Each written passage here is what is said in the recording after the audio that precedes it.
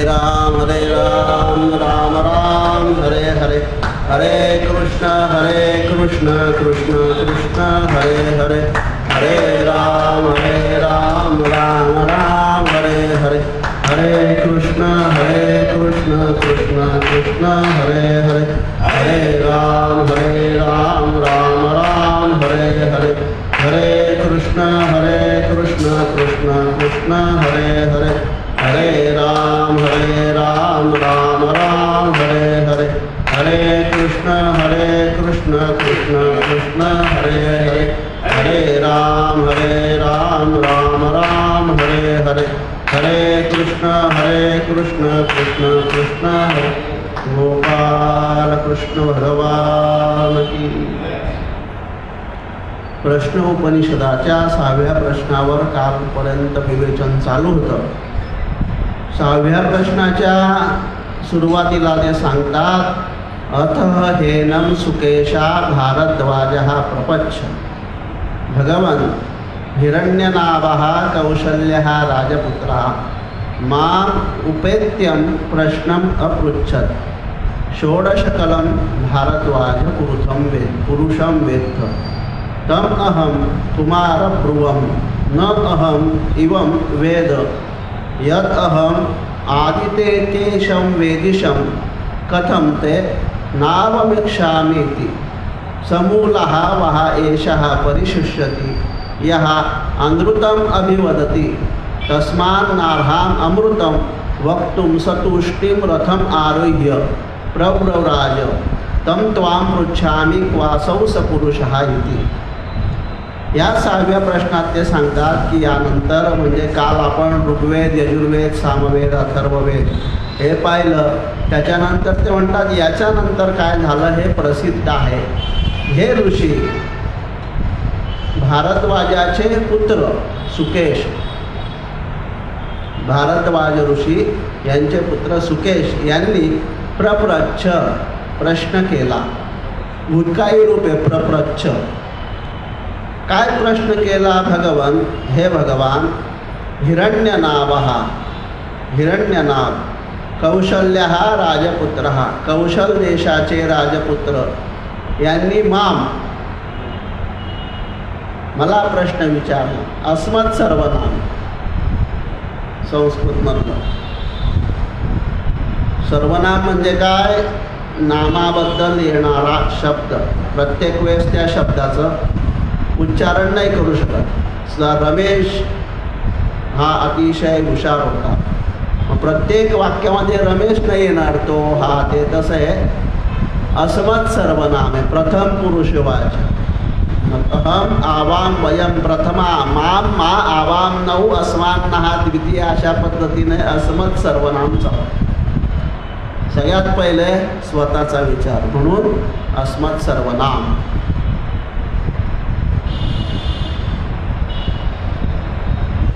द्वितीय पुरुषवाचक सर्वनाम युष्मत्, आणि मग 6, 7 हे तृतीय पुरुषवाचक सर्वनाम प्रत्येक भाषेमध्ये येतं.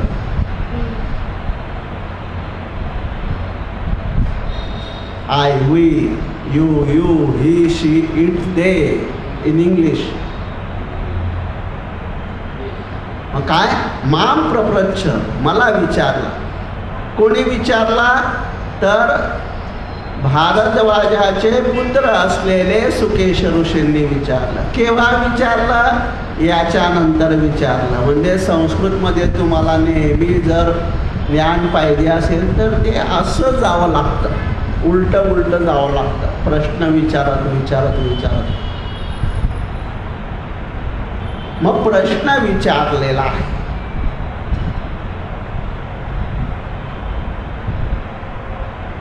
आणि म्हणून आपल्या मनामध्ये येणाऱ्या शंका आपण सद्गुरूंजवळ विचारल्या पाहिजे, मोठ्या माणसांजवळ विचारल्या पाहिजे, अनुभवी माणसांजवळ विचारल्या पाहिजे. आणि नाही कोणाला विचारता आल्या तर परमेश्वराला एकांतामध्ये विचारल्या गेला पाहिजे.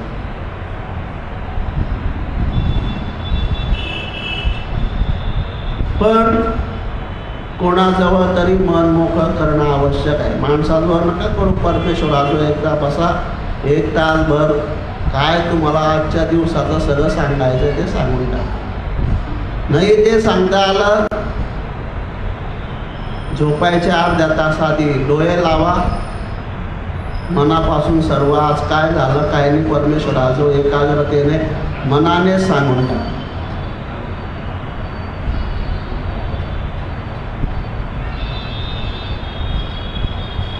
माणसाजवळ सांगितलं तर तो दुसऱ्याला सांगण्याची भीती असते.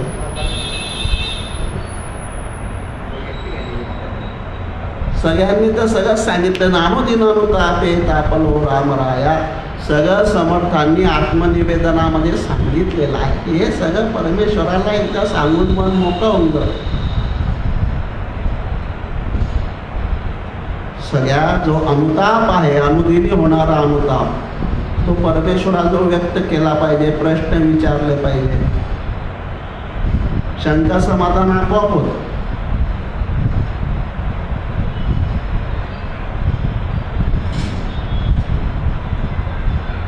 मोठे महाराज सांगतात की तुम्हाला ज्या शंका आहे त्या मन लावून बसा, एखादा ग्रंथ उघडा, एखादं पान उघडा, त्या पानावर तुमच्या शंकेचं उत्तर येणार म्हणजे येणार, इथपर्यंत सद्गुरूची कृपा असते. मनामध्ये कितीही हुशार व्यक्ती असला, किती ज्येष्ठ श्रेष्ठ व्यक्ती असला, तरी त्याच्या मनामध्ये शंका उत्पन्न होणार म्हणजे होणारच, आणि त्या शंकेचं निरसन करून घेणं हा त्याचा हक्क आहे. विद्यार्थ्यांच्या मनामध्ये सुद्धा काय शंका निर्माण होते, त्या शंकेचं निरसन करून घेतलं पाहिजे. गुरुजींना आवडत नाही, काय प्रश्न विचारतो रे सारखा सारखा. त्या प्रश्न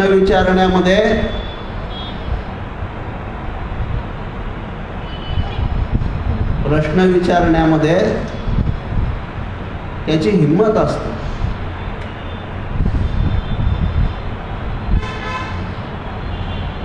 कारण उठून एवढ्या मित्रांसमोर, मॉब समोर उठून प्रश्न विचारणं त्याला हिंमत लागते. साध्या माणसाचं काम नाही. हे असंच का, तसंच का. विवेकानंदांना प्रश्न पडला, देव पाहिलाय का तुम्ही, ज्याला त्याला विचारत होते. सद्गुरूंजवळ गेल्यावर नुसत्या स्पर्शानं सगळं शांत झालं. काय सगळं आपलं ज्ञान प्रश्नोत्तर स्वरूपामध्ये. लक्षात घ्या, अर्जुनाला सुद्धा प्रश्नच पडलाय. आणि म्हणून भगवंत सांगतात, तद्विधी प्रणिपातेन परिप्रश्नेन सेवया. पण शंकेचं निरसन करून घेतलं पाहिजे, प्रश्न विचारता आला पाहिजे, प्रश्न विचारला पाहिजे.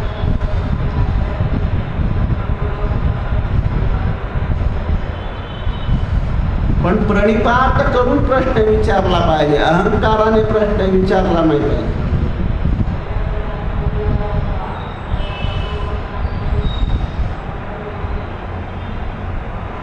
आणि जेव्हा विद्या विनय यांनी संपन्न असलेल्यांनी प्रश्न विनयाने विचारला तर सद्गुरू त्यांचं उत्तर देऊन आपल्या शंकेचं समाधान करतात. तेव्हा हे इथे आपला विषय असा निघालेला आहे की भारद्वाज ऋषींचे पुत्र सुकेश यांनी प्रश्न विचारला की भगवंता हे हिरण्यनाभा कौशल देशाच्या राजपुत्रांनी मला येऊन हे प्रश्न विचारला. भारद्वाज ऋषींचे पुत्र 16 कळांचे पुरुषांना जाणतात. मी त्या राजकुमाराला असं म्हटलं की मी याला नाही जाणत. जो मला जाणत असून सुद्धा जाणत नाही, त्याच्यासाठी मी असं सांगतो की निश्चयाने हा मुळासहित शुष्क होतो, आणि जो खोटं बोलतो त्याच्यासाठी खोटं सांगण्यासाठी मी समर्थ नाही. म्हणजे सत्यम ब्रवीमि असं सांगेल, मी सत्यच बोलेल. असं म्हणून तो राजकुमार काही बोलेनासा झाला आणि रथामध्ये चढून चालला गेला. त्या 16 कळा त्या पुरुषाला तुझ्याकडून मी जाणू इच्छितो की हा पुरुष आता कुठे आहे. ह्या प्रश्नांच्या द्वारे भारद्वाज ऋषींनी 16 कळांच्या पुरुषांना विचारलं की तो कोण आहे, कुठे आहे आणि हे 16 कळा का, कोणकोणत्या गोष्टी, कोणकोणत्या कला आहे. तस्मै ह उवाच. त्याला त्या भारद्वाज ऋषींकरता ते ऋषी स्पष्ट अशा पद्धतीनं उच्चार करतात आणि काय सांगतात, हे सौम्य, ह्या शरीरामध्ये तो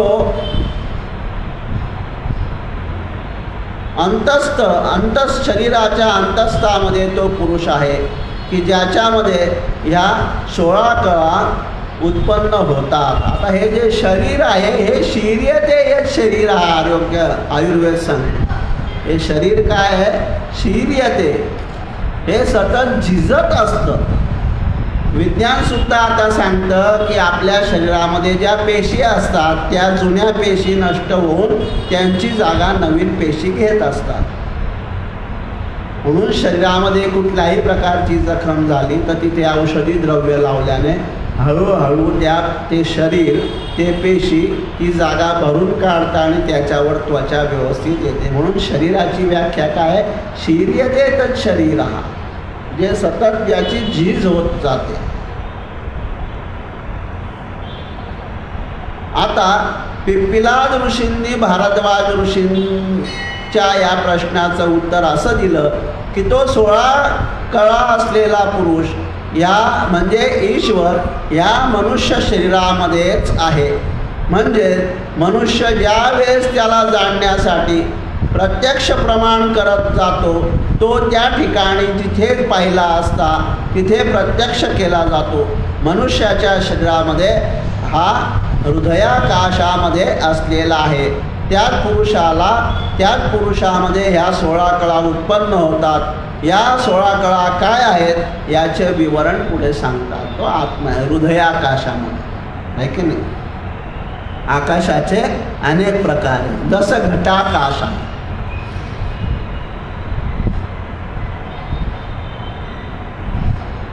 घटाकाश म्हणजे काय, जो घडा आहे पाण्याचा तो भरलेला आहे आणि त्या भरलेल्या पाण्याच्या घड्यामध्ये आकाशाचं प्रतिबिंब दिसतं. म्हणजे ते जो वरती पाणी भरलेलं आहे, आपण पाण्याने तो घडा भरलेला आहे, त्या पाण्यामध्ये आकाशाचं प्रतिबिंब दिसतं, त्याला घटाकाश म्हणतात. समजा रिकामा माठ आहे तर त्याच्यामध्ये पोकळी आहे की नाही, वारा आहे की नाही, वायू त्याच्यामध्ये, त्याला सुद्धा घटाकाश म्हणतात.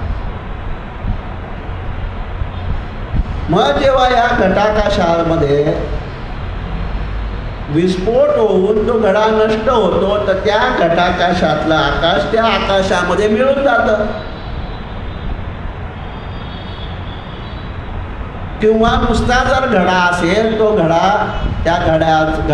विस्फोट झाला तर त्या घटाकाशामधलं जे आकाश आहे किंवा ज्या घटामधला जो वायू आहे तो त्या विस्तीर्ण अशा वायुमंडलामध्ये मिळून जातो.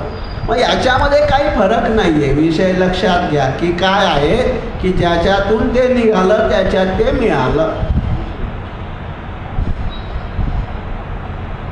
हेच सर्वांनी त्यांच्या पद्धतीनं समजून सांगितलं की आपण त्यांचा अंश आहोत, आपण त्याची प्राप्ती करून घेण्यासाठी इथे आलेलो आहोत आणि त्याची प्राप्ती करणं हेच या मनुष्य जन्माचं परमईप्सित, हेच उपनिषदकारांचं मत आहे. उपनिषद म्हणजे काय, उप अधिक नि प्लस सद अशी उपनिषदाची व्याख्या. उप म्हणजे जवळ, नि म्हणजे आदरपूर्वक विनयाने नम्रतेने राहून उपनी अधिक सद गुरूंजवळून किंवा अशा ज्येष्ठ श्रेष्ठ व्यक्तींकडनं की ज्यांनी परमेश्वराला जाणलेलं आहे, त्या परमेश्वराकडनं त्यांनी जे जाणलं ते जाणून घ्यायचं.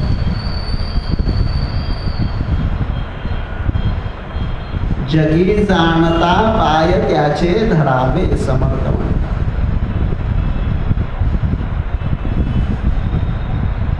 आकाशामध्ये वीज आहे, आकाशामध्ये वीज आहे, पण ती वीज तशीच्या तशी वापरता येत नाही. ती लखलखून लगेच बंद होऊन जाते. त्या विजेचा काही आपल्याला वापर होत नाही.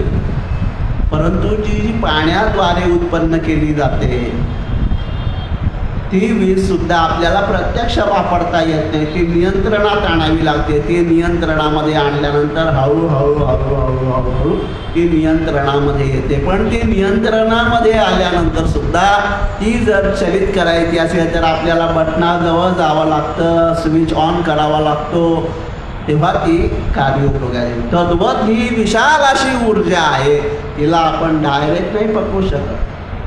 तिला ज्यांनी पकडलेली आहे त्यांना आपल्याला पकडावं लागतं, तेव्हा ती आपल्यामध्ये संचार येऊन तिचा वापर जो आहे तो आपण करून घेतो त्या परमात्म्याला प्राप्त करण्यासाठी. मग हे आतापासूनच नाही निर्माण झालं, हे खूप पूर्वीपासून निर्माण झालं.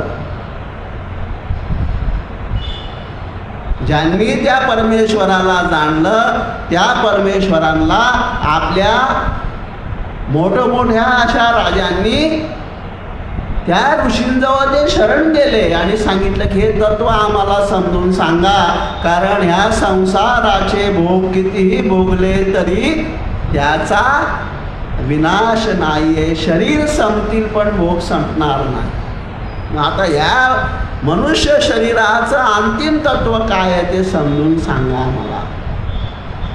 म्हणून पूर्वीचे आपले राजे कुठल्याही वंशातले असो की काही वेळ झाला की सगळं पोरांच्या स्वाधीन करायचं, वानप्रस्थाश्रमाला जायचं आणि ते तत्व समजून घ्यायचं की मनुष्य शरीरामध्ये आपण आलो तर त्याचा नेमकं इप्सित काय आहे. त्याचं इप्सित गाडी आहे, बंगला आहे, चार्टर्ड प्लेन आहे, मोठी सदनिका आहे,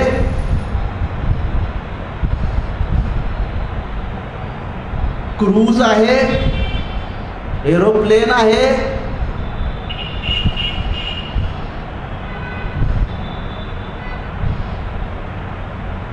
20-25 बिल्डिंगा असलेलं सर्व त्याचा ते आहे मनुष्य जीवनाचं इप्सित काय.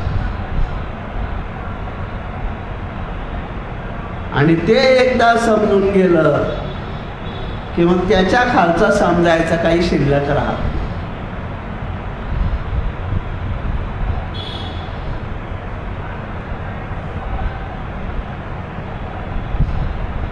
जे पाहिजे आहे त्याच्यापेक्षा मोठं पद मिळालं की छोटं पद मिळावं असं नाही वाटत.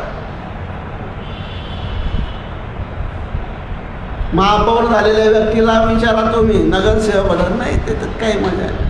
आमदार झालेल्या व्यक्तीला विचारा, महापौर होत नाही, मग ते काय. खासदार झालेल्या व्यक्तीला काय आमदार होत का नाही. ज्याच्या वरती स्टेप मिळालं त्याच्या खालचं आपल्याला नकोसं वाटतं. त्याचं तत्व कळालं, त्याचं तत्व कळालं की मग बाकीचं ब्रह्म सत्य आहे हे कळालं की हे जग खोटं हे सांगायची आवश्यकताच नाही. पण ब्रह्म सत्य आहे हे कळेपर्यंत ते जग खरं मानावं लागतं. सुरुवातीपासूनच खोटं नाही मानावं लागतं. सुरुवातीपासूनच खोटं नाही मानावं लागत. अंधाऱ्यामध्ये दोरीवर पाय पडला, दोरी साप आहे असा भाग झाला. परंतु तिला पहिले दोरी मानावं लागतं, नंतर साप होतो. आणि नंतर जेव्हा ज्ञान होऊन जातं तेव्हा तर साप नाही, ही दोरी जर हे ज्ञान झाल्यानंतर तो साप आहे आणि ती दोरी असं सांगायची आवश्यकताच वाटत नाही. ह्या मनुष्य शरीराचं इप्सित काय आहे ते एकदा कळालं की मग बाकीचे सुख काहीच वाटत नाही.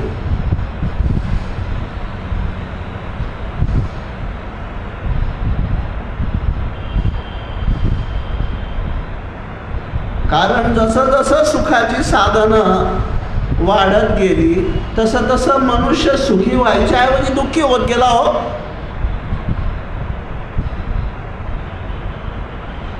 विज्ञानाने जेवढी प्रगती केली त्या विज्ञानाच्या प्रगतीद्वारे मनुष्य सुखी व्हायला पाहिजे होता का दुःखी व्हायला पाहिजे. पण त्याच्याबरोबर हेही कळलं पाहिजे की दुःख आणि सुख मानण्यात आहे, समाधान मानण्यात आहे.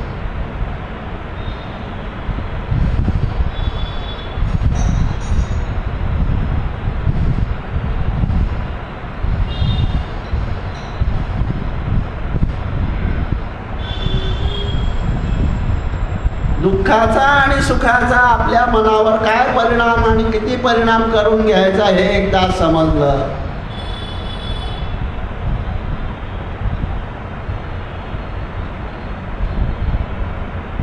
की त्या तत्वापर्यंत आपण पोहोचून जातो.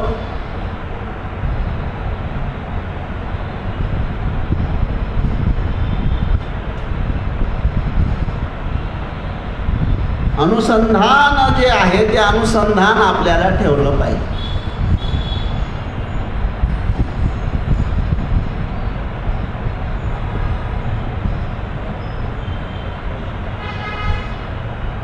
खेडेगावामध्ये आता दृश्य दिसत नाही कारण आता पाणी दिसत नाही. अनेक आपल्या स्त्रिया पाणी भरायला जातात, चांगलं स्वच्छ असं पाणी बाजूला करून हंडा भरतात, हंडा ठेवतात, त्याच्यावर कळशी ठेवतात. म्हणजे जेवढी ती स्त्री सशक्त असेल तेवढे तिच्यावर पूर्वी हंडे 2-3 त्याच्यावर कळशी वगैरे असं जसं जसं नवीन असतं ना तसं तसं त्याला हात लावावा लागतो. पण ती कला एकदा साध्य झाली की त्याला हात लावायची गरज नाही. त्या नदीपासून गावापर्यंत येतात, पण मग त्या नुसत्या येत नाही, गप्पा टप्पा विनोद करत करत येतात. पण त्या गप्पा टप्पा विनोद करत करत येताना सुद्धा त्यांचं लक्ष कुठे असतं? अनुसंधान. आपल्या मस्तकावर हंडा आहे, कळशी आहे, त्याच्यात पाणी आहे आणि ते आपल्याला आपल्या घरापर्यंत न्यायचं आहे. ती कळशी पडू द्यायची नाही, तो हंडा पडू द्यायचा नाही, नाहीतर आपले ज्या ज्येष्ठ श्रेष्ठ व्यक्ती त्या रागवतील. पण त्यांच्यामध्ये गप्पा टप्पांमध्ये काही फरक पडत नाही, ते चालू असतं पण अनुसंधान असतं.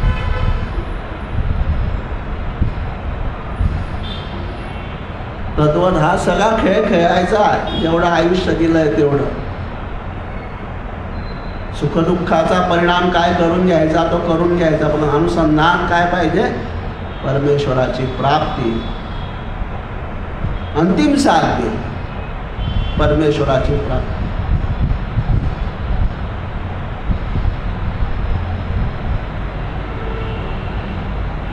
आणि ते परमेश्वराची प्राप्ती आपल्याला एकदा झाली की मग बाकीचं झालं काय नाही झालं काय.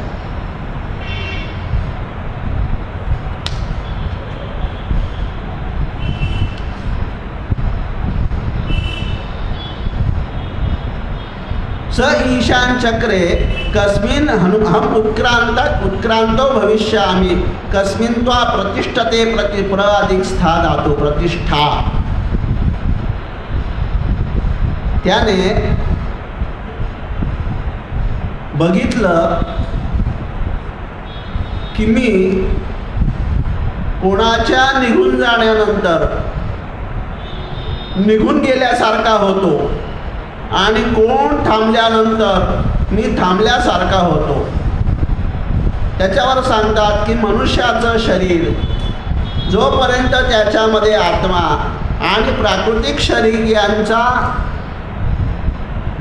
संघटन राहतं तेव्हा तिथपर्यंत ते शरीर म्हटलं जातं. आणि जोपर्यंत मनुष्य शरीर म्हणजे आत्मा आणि शरीर यांचं ऐक्य होतं तोपर्यंत ईश्वराला साक्षात्कार करण्याचं स्थान प्राप्त होतं. पण ज्या वेळेस हा आत्मा शरीर सोडून निघून जातो तोपर्यंत त्याच्यानंतर मात्र परमेश्वराची प्राप्ती आणि त्याचं अनुसंधान आपल्याला ठेवता येत.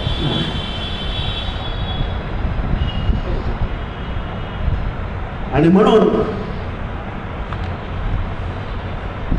आत्मा निघून गेल्यानंतर शरीरातून निघालेला तो आत्मा कोणत्या राहण्यासाठी शरीरामध्ये राहायला जातो, समजला जातो.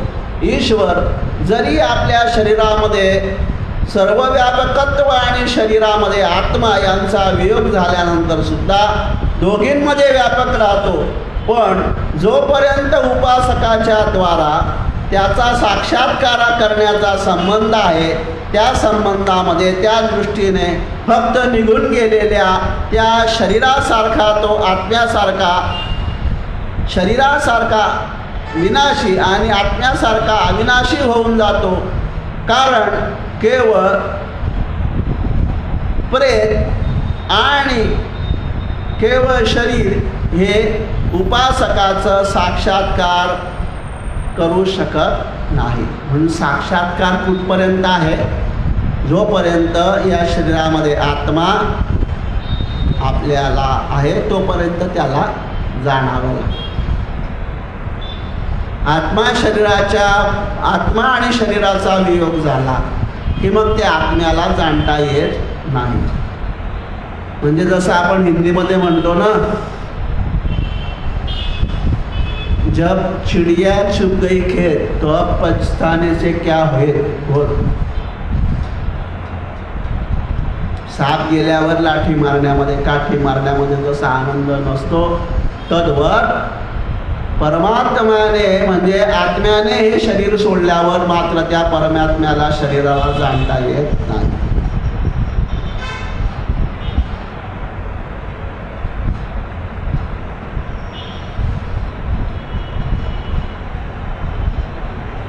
म्हणून त्याला शव म्हटलेलं आहे. निचेष्ट, निचेतन है ना. दुसरं नाव त्याला कलेवर.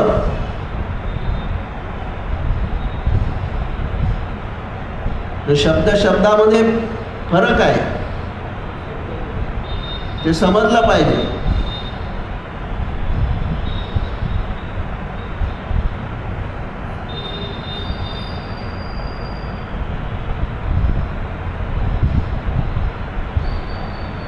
राहुलचं कलेवर प्रेम आहे. म्हणजे कला या मुलीवर किंवा अमुक या कलेवर राहुलचं प्रेम आहे. आणि तिथे शामराव यांचं कलेवर पडलेलं आहे. म्हणजे तिथे कलेवरचा अर्थ तो नाही घ्यायचा की जो आदल्या शब्दाला वाक्याला घेतला. कलेवर पडलेला आहे म्हणजे त्यांचं प्रेत पडलेलं आहे. इन इंग्लिश डेड बॉडी पडलेली आहे. चैतन्य त्याच्यातून निघून गेलेलं आहे. निचेष्ट झालेलं आहे शरीर, निचेतन झालेलं आहे. त्याच्यातली चेतना निघून गेलेली आहे, त्याच्यातला परमात्मा निघून गेलेला आहे, त्याच्यातला आत्मा निघून गेलेला आहे, त्याच्यातलं चैतन्य निघून गेलेलं आहे.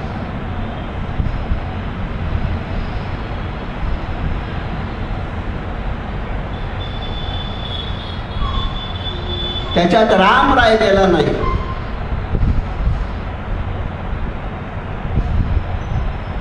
म्हणून राम असणं आवश्यक आहे. समर्थ म्हणतात, नसे रामते धाम सोडून द्यावे आणि सुखाला की अरण्य सेवीत जावे. ज्या पद्धतीनं संपूर्ण आपल्या भारतवर्षातल्या राजांनी सुखासाठी, ह्या सुखासाठी नाही, कारण अरण्यामध्ये सुख नसतं. काही लोक अरण्यात जातात तिथे चटणी लोणचं घेऊन जातात. ते चटणी लोणचं खायचं होतं, तिथून इथून तिथे कशाला गेला. एकांतात जायचं, एकांतात जाऊच शकत नाही. मनुष्य एकांतात जाऊच शकत नाही. तुम्ही जिथे जाणार तिथे इंद्रिय तुमच्या बरोबर येणार. तुम्ही जिथे जाणार तिथे डोळे लावल्यावर विषय तुमच्या समोर येणार. जिथे जाणार तिथे तुमचं मन बरोबर जाणार. फक्त नामामध्ये जेव्हा तुम्ही एकत्र होणार, नामामध्ये नामाचं नामस्मरण करताना मी पुरुष आहे का, मी स्त्री आहे का, माझं नाव हे आहे का, हे जेव्हा आपण विसरतो तेव्हा तो खरा एकांत असतो.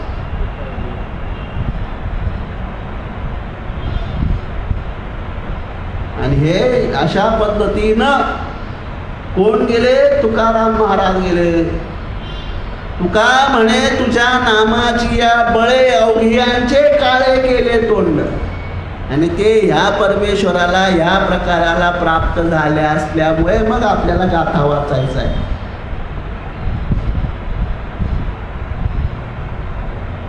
त्याच्यामुळे आपल्याला ज्ञानेश्वरी वाचायची, त्याच्यामुळे आपल्याला दासबोध वाचायचा आहे की त्यांचा हात पकडून गेले म्हणजे त्यांच्या पद्धतीनं आपण. महाजनहा येन गतस्स पंथः, मोठे लोक ज्या रस्त्याने गेले तो आपल्याला मार्ग दावून गेले संत. आणि अमुक म्हणतात की महाराज हार पोहोचलेले, अरे कोणी पोहोचले तर हो भगवान. मी तर नेहमी सांगतो भगवान शंकर सुद्धा त्या वाटेवरचे वाटचाल करणारे वाट सरूयात भगवान शंकर सुद्धा. आणि हे म्हणतात हे महाराज पोहोचलेले. काय तर पोहोचलेला महाराज कोण पोचलाय तिथे? काल पाहिलं आपण स्वर्ग काय आहे? व्यक्ताव्यक्त आहे, अर्ध व्यक्त आहे ना अर्ध अव्यक्त आहे स्वर्ग. कोण पाहिलंय?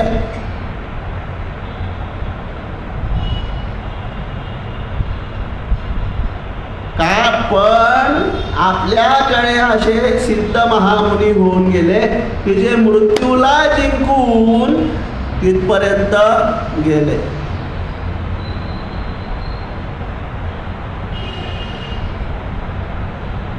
ध्रुवजींनी मृत्यूच्या डोक्यावर पाय देऊन आपल्या मातेचं स्मरण करून करत अढळ परत प्राप्त केलं.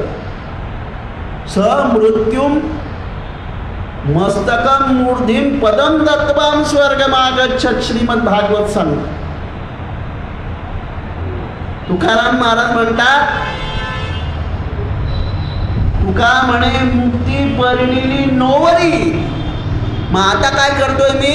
आता दिवसचारी खेळ मी. आता माझं सर्व या मनुष्य जन्मातलं परमयुक्सित साध्य झालं. आता काय दिवस जे चालू आहे ते आता दिवसचारी खेळ मी. कारण मी ते प्राप्त केलं. आणि मग काय झालं? प्राप्त केल्यामुळे मी निश्चिंत झालो. सापडला हाती तरी झाली हे निश्चिंती. मग काय? नाही धावा घेत मन इंद्रियासी समाधान.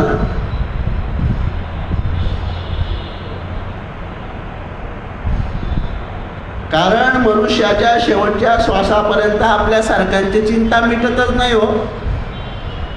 महाराज म्हणतात झाली हे निश्चिंती. अगदी जो उत्तम प्रकारचा साधक आहे तो सुद्धा म्हणतो काही मी उद्धार पावे न काही कृपा करील नारायण. शेवटपर्यंत त्याला चिंता की होईल का वा उद्धार होईल का, त्या या जीवनातलं अंतिम साध्य माझं साध्य होईल का, ही चिंता आहे भक्ताला परमेश्वराच्या. उच्च कोटीच्या महात्म्यांना सुद्धा चिंता आहे की परमात्मा काही कृपा करील नारायण. अरे होईल का माझ्यावर नारायणा कृपा कर रे बाबा, ही चिंता आहे ना. काही ना काही चिंता आहे ना.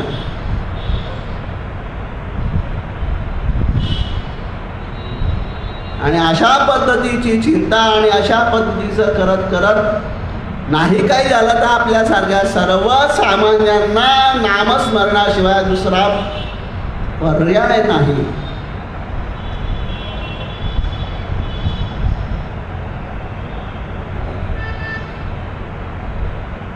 नाहम योगेन तपसा फलन भवति नान्यता तस्मात् भक्ती योगेन नाम श्रद्धा मत परम. अशा पद्धतीनं 16 कळांचं पुरुषांचं थोडंसं आज चिंतन पाहिलं.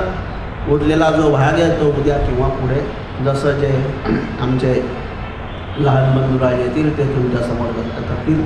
जय जय रघुवीर समर्थ सद्गुरु समर्थ रामदास स्वामी महाराज की जय। सद्गुरु सखाराम महाराज की जय। सद्गुरु बाबा महाराज की जय। जय जय रघुवीर समर्थ।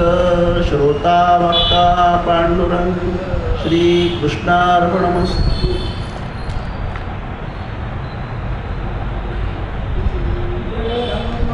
ज्ञान गुण सागर